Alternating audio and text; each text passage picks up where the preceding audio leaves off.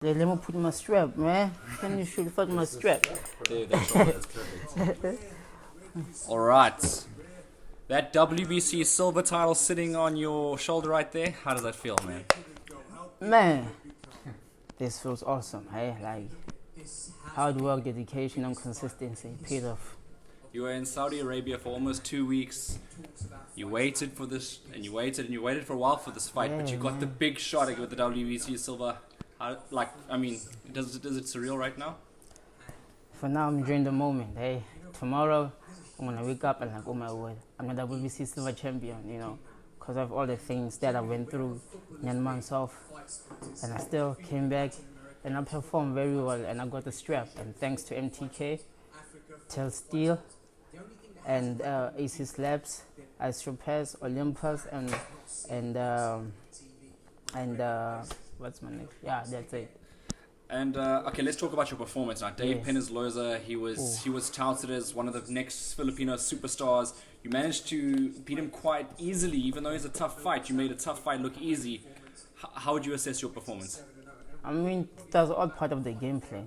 When Colin told me about this fight, I remember the date. It was the 30th of May.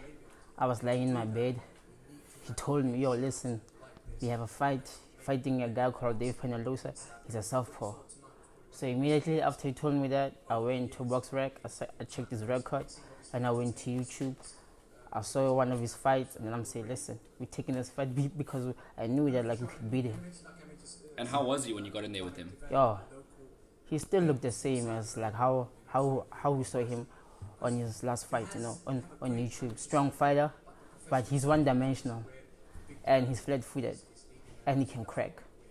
You managed to drop him twice, once with the right hand, once with the left hook. And a straight right hand. Yeah. No combination, yeah. So she's setting up all those shots. Do you think you had you think he was going to be tough when you dropped him? I mean, for the first time, hey, like when you went down for the first time, I couldn't believe it. I was like, oh.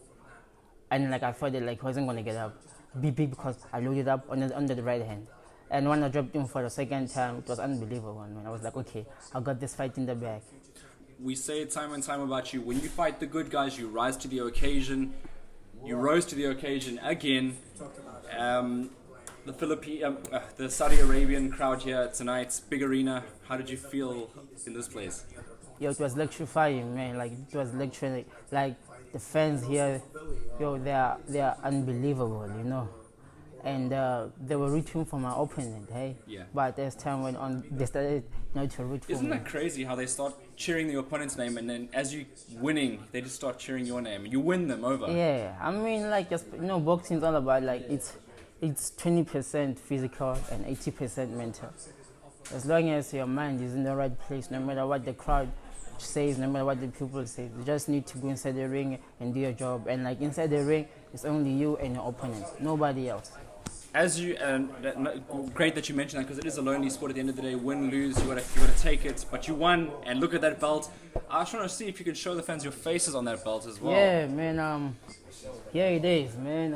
Right there, you know. And like, I couldn't sleep thinking of this belt. Yeah. For 2 weeks, I was thinking about this belt, thinking about the game plan, and watching videos.